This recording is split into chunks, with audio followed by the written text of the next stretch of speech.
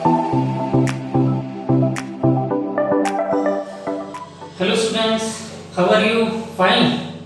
तो चलिए आज मैं लेकर आ रहा हूँ आपके लिए 2.2 की वीडियो नंबर 2 पार्ट 2 है ना। फर्स्ट पार्ट में मैंने आपको 2.2 के 7 क्वेश्चंस करवा दिए थे, तो अब मैं 8 क्वेश्चन से आगे शुरू करूंगा। ओके, तो उम्मीद आपने कॉपी पेन निकाल लिया होगा। सो प्लीज बीच बीच में इस वीडियो को पॉज करके नोट जरूर कीजिएगा। अगर आप नोट करेंगे तभी आपको ज्यादा अच्छा समझ आएगा। मैं गारंटी के साथ कहता हूं, अगर आप नोट करेंगे ना तो आपको 101% पूरा कांसेप्ट क्लियर होगा। बस कंडीशन यही है कि आपने नोट जरूर करना है, वैसे नहीं समझना है, वैसे नहीं देखना है इस वीडियो को, अदरवाइज ये समझ नहीं आएगी। ओके, चलें क्वेश्चन नंबर 8 से शुरू करें। तो देखिए 8th क्वेश्चन में क्या कहा गया है। 8th क्वेश्चन में कहा गया है 3 consecutive integers are such that, मतलब 3 consecutive इंटीजर दे रखे हैं। तो देखिए लास्ट क्वेश्चन में भी, क्वेश्चन नंबर 7 में भी हमने पढ़ा था consecutive इंटीजर। तो आपको मैंने बताया था कि consecutive इंटीजर क्या होते हैं, जो एक के बाद दूसरा आता है। जैसे सपोज करो एक 9 है तो दूसरा क्या होगा 10, उसके बाद 11। तो 3 consecutive इंटीजर हैं, तो आप उनको सपोज कर सकते हैं। इसको सपोज करने के दो तरीके हैं, या तो आप डायरेक्ट लिख दीजिए, या आप लिख सकते हैं first integer, second and third integer. Okay, या आप डायरेक्ट लिख सकते हैं। तो क्या करूं, चलिए ऐसे लिख लेते हैं ना, let first consecutive integer, first consecutive integer, first consecutive integer को क्या मान लो, इसको सपोज कर लीजिए x। ओके, देयरफॉर सेकंड क्या होगा, सेकंड क्या होगा x प्लस 1। ऐसे ही थर्ड जो होगा वो क्या होगा, यस x प्लस 2, है ना। कॉन्जिक्यूटिव इंटीजर मतलब एक हमें पता लग जाए तो उसमें 1 ऐड करो, अगला उसे नेक्स्ट 1 ऐड करो तो थर्ड नंबर पता लग जाता है। तो 3 कॉन्जिक्यूटिव इंटीजर हमने मान लिए x, x plus 1, x plus 2। Okay, आगे आगे अकॉर्डिंग टू क्वेश्चन, देखिए क्वेश्चन में कहा गया है कि आप क्या करें, फर्स्ट इंटीजर को 2 से, सेकंड इंटीजर को 3 से, और फोर्थ इंटीजर को थर्ड इंटीजर को 4 से मल्टीप्लाई कीजिए। ओके, और एक चीज और बोली है, they should be in increasing order, मतलब इंक्रीजिंग ऑर्डर में ही है ना। तो इसमें होने चाहिए, आपको करना क्या है, फर्स्ट इंटीजर है उसको 2 से, फर्स्ट को 2 से, सेकंड को 3 से, ओके, और थर्ड इंटीजर को 4 से मल्टीप्लाई करना है। एंड उनका सम जो कि मैंने कर दिया है, first integer 2 into first plus 3 into second plus 4 into third integer, इनको ऐड करने के बाद इनका सम जो है वो 74 आता है। ओके, तो 2 फर्स्ट इंटीजर हमारे पास था x, 3 सेकंड इंटीजर हमारे पास था x प्लस 1, एंड 4 जो थर्ड इंटीजर है वो हमारे पास क्या होगा, x प्लस 2 था, है ना। तो इज इक्वल टू में 74, यानी कि इनको इंटीजर को 2 से, 3 से, 4 से मल्टीप्लाई करके इनका सम निकाल के 74 आता है। ओके, तो 2x, 3 को x से मल्टीप्लाई करके 3x, ऐसे 3 को 1 से मल्टीप्लाई करके 3, 4 को x से मल्टीप्लाई करा तो 4x, और 4 को 2 से मल्टीप्लाई करके 8 इज इक्वल टू में 74। ओके, तो 2x plus 3x plus 4x, इनको ऐड कर लीजिए, 2 plus 3 5x, 5x plus 4 9x, same 3 plus 8, 8 plus 3 that is 11 is equal to में 74 एज इट इज। ओके, तो यहां से 9x और 74 तो अपनी जगह है, ये प्लस के 11 है तो उस तरफ जाके माइनस के 11 हो जाएंगे। तो यहां से 9x किसके इक्वल आ गया, 63। तो x से डिवाइड कर देना, सॉरी 9 से डिवाइड कर देना 63 को, क्योंकि 9 मल्टीपल है उस तरफ जाके डिवाइड, तो ये आ जाएगा आपके पास 7। ओके, तो आपने निकालना क्या था, फाइंड करना था 3 consecutive इंटीजर। तो फर्स्ट consecutive इंटीजर हम यहीं लिख दूं, फर्स्ट consecutive इंटीजर क्या रहेगा, x, जिसकी वैल्यू हो जाएगी हमारे पास 9। सेकंड consecutive इंटीजर जो था x प्लस 1, सॉरी 7 है, 7, सेकंड consecutive इंटीजर 7 प्लस 1 कितना हो जाएगा 8। ऐसे थर्ड x प्लस 2, तो मतलब 7 प्लस 2 9। तो 7 8 9 ये आपके 3 आंसर हैं। मैंने यही लिख दिया, आपको ये दोबारा लिखिएगा ज्यादा अच्छा होगा। ओके, सिंपल क्वेश्चन है, कॉम्प्लिकेटेड नहीं है, सिंपल आपको याद रखना है कि consecutive इंटीजर क्या होते हैं। 2 बोला हुआ तो x और x प्लस 1, ठीक है, 3 बोला है तो x, x plus 1, x plus 2। Okay, और उनको कहता है फर्स्ट को 2 से, सेकंड को 3 से, और फोर्थ से, थर्ड को 4 से मल्टीप्लाई करके they are add up to 74, they are add up to मतलब उनका सम जो है वो 74 आ जाता है। तो आप वैल्यूज पुट करके सॉल्व कर लेंगे। ओके, तो क्वेश्चन नंबर 8, देखिए क्वेश्चन नंबर 8 जो है वो एज से रिलेटेड है ना। तो एज बड़े क्वेश्चंस भी हमने करे पहले ना। तो क्वेश्चन 9 में क्या बोला गया, the age of the ratio of the age of Rahul and Harun is 5:7, यानी कि दो फ्रेंड हैं, ठीक है, एक है राहुल और दूसरा है हरुण, तो उनकी एज की जो रेशियो है वो क्या है 5:4। ओके, तो हम क्या करेंगे, उनकी लिख सकते हैं ऐसे, पहले लिख लो the ratio of the age, है ना। थोड़ा सा क्वेश्चन की स्टेटमेंट लिखनी चाहिए, ज्यादा अच्छा होता है, समझ तभी आता है। The ratio of the age of Rahul and Harun, okay, तो दोनों की एज की जो रेशियो है वो क्या है 5:7। देखो आप इसको शॉर्टकट में लिख सकते थे, राहुल रेशियो या age of Rahul ratio age of Harun, okay, age of Rahul ratio age of Harun is equal to 5:7।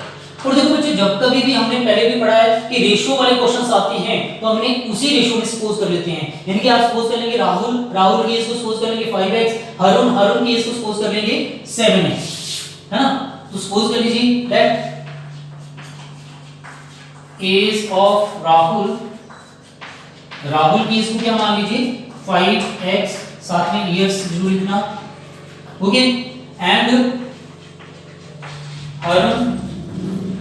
Harun की एज को क्या मान लेंगे 7x, साथ में ईयर्स जरूर लिखना, ओके, ये कितना हो गया। और आगे बढ़े, और क्वेश्चन में क्या बोला गया है, आगे कहता है 4 years later, अगर लेटर का मतलब समझ में आए ना तो आप क्या कर सकते हैं, the sum of their ages will be, later मतलब बाद में, है ना, विल बी भी लगा हुआ है तो इससे थोड़ा सा हिंट मिल जाएगा, है ना। तो क्या होगा 4 years later, हाँ, राहुल की एज क्या होगी, राहुल एज, देखो आज राहुल की जितनी भी है 4 साल बाद उसकी एज 4+ हो जाएगी, है ना, लेटर मतलब बाद में, है ना, तो आज से 4 साल बाद प्लस होगी।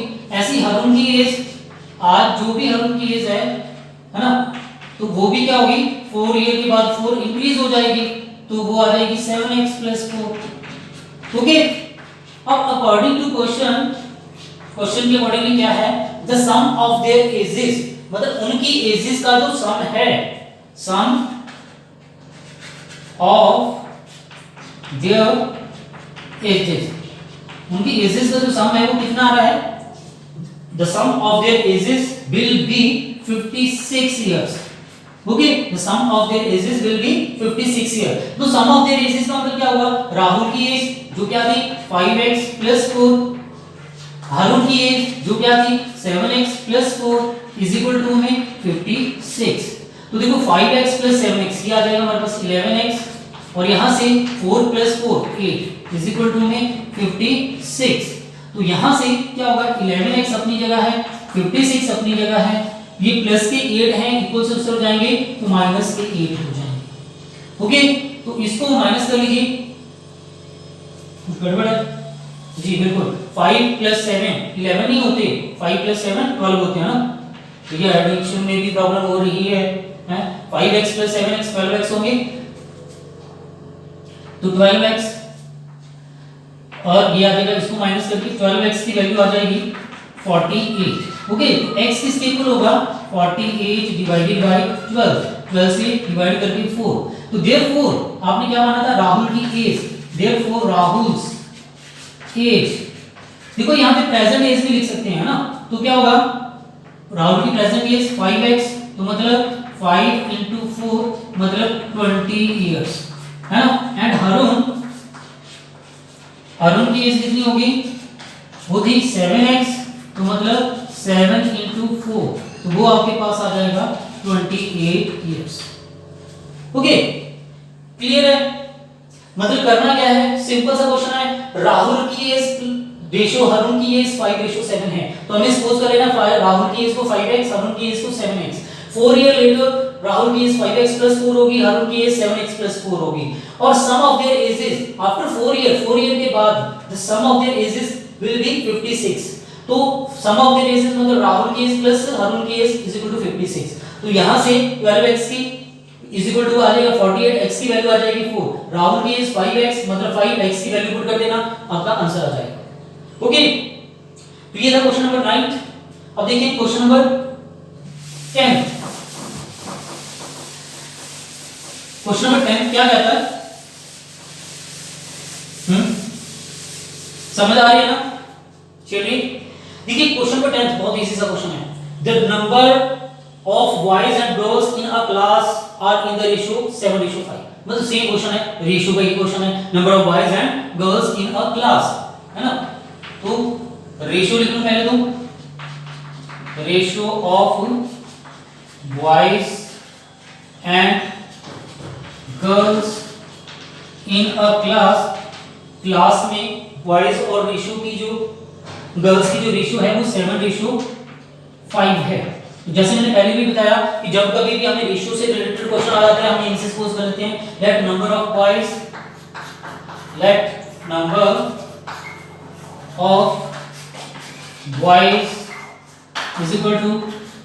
7x एंड गर्ल्स की रेशियो को क्या मान लेना है हमें 5x।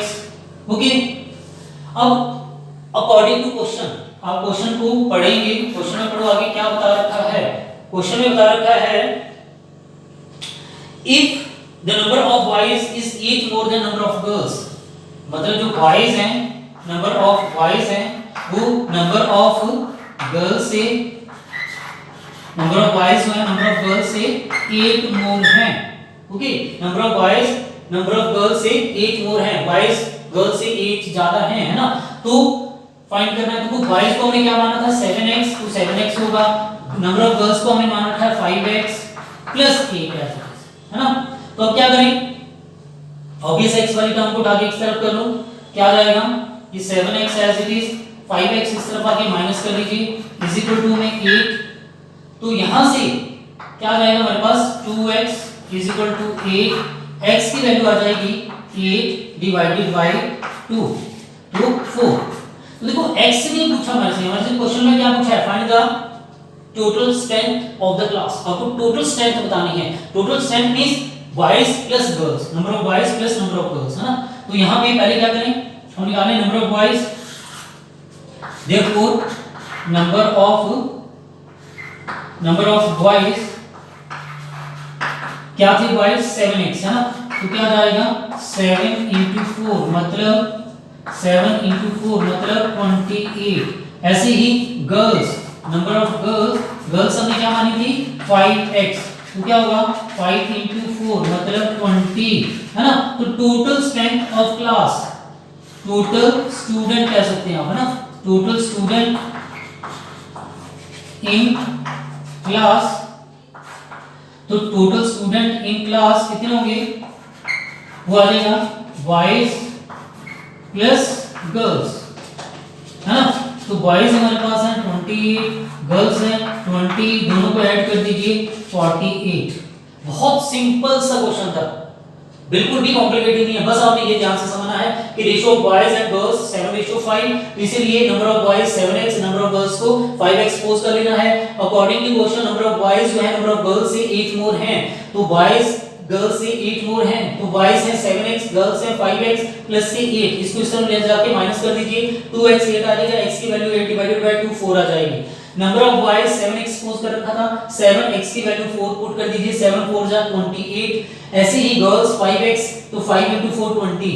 Total strength of the class, और या कह सकते हैं total student in class = boys plus girls, दोनों को प्लस कर दीजिए, आपका आंसर आ जाएगा। Okay, simple. चलिए बहुत बढ़िया। क्वेश्चन नंबर 11 देखो, अब जो क्वेश्चन मैं बताने जा रहा हूं ना, that is very important question, है ना? और कंफ्यूजिंग वाला क्वेश्चन भैया, सबसे कंफ्यूजिंग क्वेश्चन भी यही है। सो प्लीज इस क्वेश्चन को थोड़ा सा ध्यान से कीजिएगा, है ना? मैक्सिमम बच्चों की ये प्रॉब्लम रहती है कि उनको ये समझ ही नहीं आता है, मैं अभी कई बार समझाता समझाता कंफ्यूज हो जाता हूं कि भैया क्या करें। देखो ध्यान से क्वेश्चन पढ़ना, जिसमें बता रखा है एक बेचुंग है और उसके फादर है और उसके फादर के भी फादर हैं, यानी कि उसके ग्रैंडफादर हैं। तो उन तीनों की एज में कुछ रिलेशन है और वो रिलेशन बड़ा अटपटा सा है ना। तो सबसे पहले बोल रखा है क्वेश्चन में, क्वेश्चन नंबर 12 है ना, 12th या 11th है, सॉरी 11th है ना, पीछे 10th किया था, याद नहीं रहता है ना। तो देखिए एक बेचुंग है और एक उसका फादर है। तो वैक्यूम्स फादर जो है, वैक्यूम्स फादर जो है उसके ग्रैंडफादर से, vacuums father is 26 years younger than vacuums grandfather, यानी कि वैक्यूम्स फादर जो है वो 26 years younger than vacuums grandfather. तो बी जी एफ लिख दो, वैक्यूम्स ग्रैंडफादर है ना, जी एफ गर्लफ्रेंड नहीं सोचना है ना, वैक्यूम्स ग्रैंडफादर से 26 इयर्स यंगर है ना। वैक्यूम्स फादर वैक्यूम्स ग्रैंडफादर से 26 इयर्स यंगर, यंगर मतलब छोटा, छोटा मतलब माइनस, तो माइनस कर देना। ओके अगेन वैक्यूम्स फादर जो है, वैक्यूम्स फादर अगर वैक्यूम से कितना है 29 इयर्स ओल्डर है। ओके तो वैक्यूम्स फादर वैक्यूम से 29 ईयर ओल्डर है, मतलब उससे 29 साल बड़ा है, 29 ईयर बड़ा है ना, और फादर से ग्रैंडफादर से 26 ईयर छोटा है। तो करें क्या, ये कंडीशन है, क्वेश्चन को पढ़ के ये तो मैंने लिख दिया आपके सामने। अब करें क्या, कैसे इस क्वेश्चन को सॉल्व करें। तो देखो एक चीज ध्यान से देखो, फादर इस तरफ भी है, फादर इस तरफ भी है ना। तो आप क्या करें, वैक्यूम्स फादर की एज को सपोज कर लीजिए 10 की बता रहा हूं आपको याद रखने के लिए ना। क्या करना आपने, इलेक्ट वैक्यूम फादर एज, उसकी एज को मान लो x इयर्स। ओके अब क्वेश्चन से देखना जरा ध्यान से, अगर वैक्यूम्स फादर x है तो ध्यान से देखना, इसकी जगह क्या लिखेंगे x is equal to vacuums father grandfather minus 26 है ना। तो इसको इस तरफ ले आना, तो x प्लस 26, इसकी एज आ जाएगी b g f, मतलब वैक्यूम्स ग्रैंडफादर है ना। तो इसकी एज कितनी आ जाएगी x प्लस 26। सेम दोबारा इस क्वेश्चन से आ जाना, ये क्वेश्चन इक्वेशन नंबर 1 से ऐसे इससे सॉल्व करेंगे। तो अगेन इसकी एज को क्या माना हमने x, सिमिलरली क्या करा, इसकी एज को हमने क्या माना है x is equal to vacuum, vacuum तो एक से जान दो ना, प्लस 29। तो देखो 29 है तो प्लस है, इस तरफ आके माइनस 29 इज इक्वल टू में क्या देगा बेच। ओके बच्चों ये मैं बेस्ट ट्रिक बता रहा हूं आपको, थोड़ा सा लिखने में आपको दिक्कत आएगी, आपको लगेगा नहीं बड़ा क्वेश्चन करा रहे हैं, बड़ा लेंथी समझा रहे हैं, ऐसा नहीं है। गारंटी के साथ कह रहा हूं, अगर आपने सही ढंग से समझ लिया ना जिंदगी भर नहीं भूलोगे। बस समझना है थोड़ी पेशेंस के साथ और नोट करना है। ओके क्या करना है, जो कंडीशन ये तो क्वेश्चन में गिवन है, हमने इसमें कुछ नहीं करा, ये गिवन है, इसी से हमने सपोज करा है इसकी एज को x, तो x is equal to grandfather minus 26, ये उधर जाके प्लस हो जाएगी, तो यहां से ग्रैंडफादर की एज हमारे पास आ जाएगी, ठीक है x प्लस 26। सेम ये दे रखा है, यहां से ये x माना था, ये 29 उस तरफ चले जाएंगे, तो इसकी एज आ जाएगी वैक्यूम की एज, तो वैक्यूम की एज आ गई x माइनस 29, फादर की एज ग्रैंडफादर की एज आ गई x प्लस 26, फादर की एज को तो हमने सपोज ही कर लिया था x। ओके तो ये बेस्ट रहेगा तरीका। और उसके बाद according to question sum of their ages, मतलब सम ऑफ देयर एजेस, तो सबकी एजेस का जो सम है वो किसके इक्वल आ रहा है 135, और क्या लिखा है सम ऑफ देयर, हाँ बिल्कुल सही, तो 135 यहां नजर आ रहा है या बाहर चला गया, चलो मैं यहां लिख देता हूं है ना 135। देखो सम ऑफ देयर एजेस का मतलब क्या हुआ कि उन सबकी एजेस को टोटल जो है वो 135 आ रहा है। टोटल में कौन कौन है, एक है वैक्यूम, ओके प्लस कौन है, वैक्यूम का फादर है, तो मैं बी एफ लिख देता हूं है ना, प्लस उसका क्या है ग्रैंडफादर, तो वैक्यूम का ग्रैंडफादर है ना। तो तीनों की एज का जो सम है वो 135 आ रहा है। ओके तो बैचुंग, बैचुंग्स फादर प्लस बैचुंग्स ग्रैंडफादर, इन सबकी एजेस का सम है 135। बैचुंग को हमें क्या आया था हमारा, बैचुंग की एज जो आई थी वो आई थी हमारे पास x - 29, तो यहाँ पर आ जाएगा x - 29। बैचुंग्स फादर की एज को हमने x पोज किया था और ग्रैंडफादर की एज आई थी x plus 26 is equal to में 135। ओके, तो x प्लस x कितने हो जाएंगे 3x, है ना, और ये -29 प्लस 26 कितने हो जाएंगे माइनस के 3 इज इक्वल टू में 135। अब 3x अपनी जगह है, 135 अपनी जगह है, -3 उस तरफ जाके प्लस के 3 होंगे, ये बन जाएगा 138। ओके, तो यहां से x की वैल्यू आ जाएगी 138 डिवाइडेड बाय 3, 3 4 जा 12 और बचा 1 6, है ना, तो 46 किसकी एज आ गई, किसकी एज हमने x मानी थी, बैचुंग्स के फादर की, तो देयरफॉर बैचुंग्स फादर एज आ जाएगी 46 ईयर। ओके, एक बार दोबारा देख लीजिए बच्चे, ये ध्यान रखना कि क्वेश्चन अटपटा है ये मानकर चलना, और मैं आपको तरीका बता रहा हूं बेस्ट है, इसीलिए आपको थोड़ा सा लेंथी लगेगा मतलब मैंने स्टेटमेंट ज्यादा लिखी है ना, तो इसमें ज्यादा कंफ्यूज नहीं होना, लिखने से नहीं डरना। बैचुंग्स फादर अकॉर्डिंग टू क्वेश्चन है, ये क्वेश्चन में लिख रखा है, देखिए ध्यान से, Bhaichung's father is 26 years younger than Bhaichung's grandfather, तो मैंने उसी स्टेटमेंट को यहां लिखा है, बैचुंग्स फादर इज मतलब इक्वल टू यंगर मतलब काम है माइनस बैचुंग्स फादर से 26 ईयर अंदर।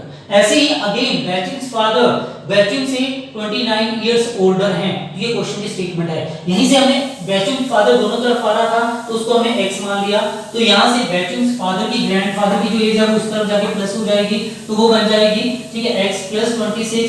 बैचुंग की एज जो है ये x है, इस तरफ जाके माइनस के 29 हो जाएंगे, तो वो बैचुंग की एज आ जाएगी। अब अकॉर्डिंग टू क्वेश्चन इन तीनों की एज का सम जो है वो 135 आ जाता है, मतलब बैचुंग उसका फादर और उसका ग्रैंडफादर 135, इनकी वैल्यू पुट करके x की वैल्यू आ जाएगी, x हमने मान रखा था बैचुंग्स फादर, तो देयरफॉर इससे आगे मैं साफ कर रहा हूं ना, यहां पे आ जाएगा, तो therefore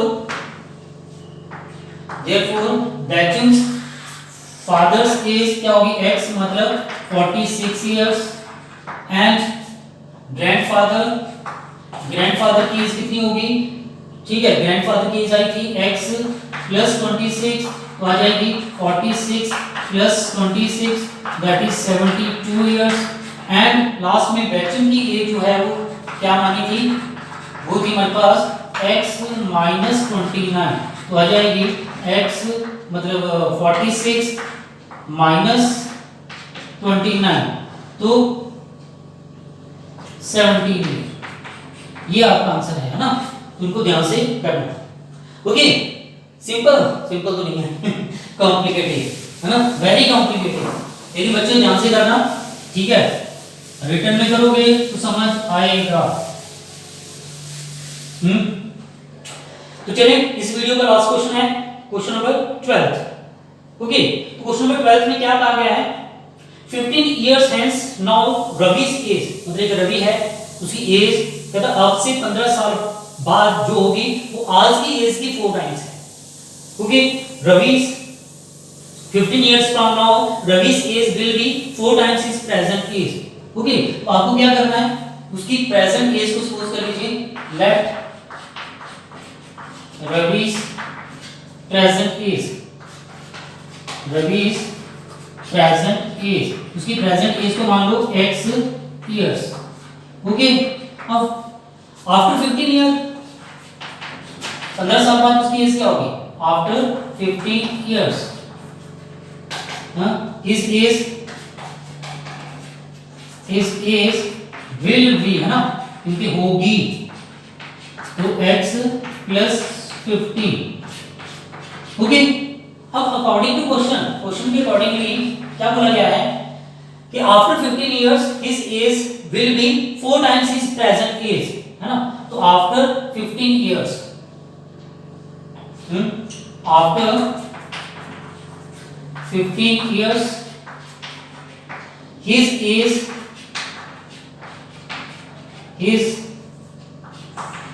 as will be 4 times present age. Okay, तो आफ्टर 15 इयर्स हिज एज क्या थी, x प्लस 15 होगी, 4 टाइम्स हिज प्रेजेंट एज कितनी है, x। तो देखिए 15 अपनी जगह है, 4x अपनी जगह है, ये x है उस तरफ जाके माइनस कर देना, तो यहां से 15 इज इक्वल टू क्या आ जाएगा, 3x। तो 3x इज इक्वल टू 15 लिख सकते हैं, तो यहां से x की वैल्यू क्या आ जाएगी, 15 डिवाइडेड बाय 3 मतलब 5। तो x क्या माना था हमने, उसकी present age, therefore Ravi's present age क्या आ जाएगी, जस्ट 5 इयर्स। बहुत इजी सिंपल सा क्वेश्चन है ना, ध्यान से करना। क्या कहा गया है कि रवि की एज हमने प्रेजेंट एज x मान ली, तो 15 ईयर के बाद जो एज होगी वो आज की एज की 4 टाइम्स होगी, प्रेजेंट एज की 4 टाइम्स होगी। तो after 15 years his age is equal to 4 times his present age. 15 year के बाद उसकी एज x + 15 होगी, 4 टाइम्स प्रेजेंट एज x है, तो यहां से x की वैल्यू निकाल दो भैया आपका आंसर। ओके, तो कैसी लगी ये वीडियो, कुछ हेल्पफुल है या नहीं? देखो अगर कुछ हेल्पफुल है तो प्लीज मुझे बताइए, है ना। मेरी वीडियो पे कमेंट कीजिए और साथ में चैनल को सब्सक्राइब कर लीजिए, बेल आइकन जरूर दबाइए ताकि मेरी नई नई वीडियोस अब आती चली जाएंगी। अभी तो मैंने शुरुआत करी है, आगे आगे बहुत वीडियोस आएंगी, बहुत हेल्पफुल वीडियोस आएंगी, तो उनकी इंफॉर्मेशन आपको मिलती रहे, इसलिए प्लीज बेल आइकन जरूर दबाओ, है ना, ताकि जब भी कोई वीडियो मैं अपलोड करूंगा तो बेल आइकन से आपको पता लग जाएगा कि सर ने कोई नई वीडियो डाउनलोड की है, अपलोड की है ना। तो प्लीज उसको, ठीक है, चैनल को सब्सक्राइब करके बेल आइकन दबाइए और मुझे कमेंट करके बताइए कि हाँ ये हेल्पफुल है या नहीं है। Okay, thank you.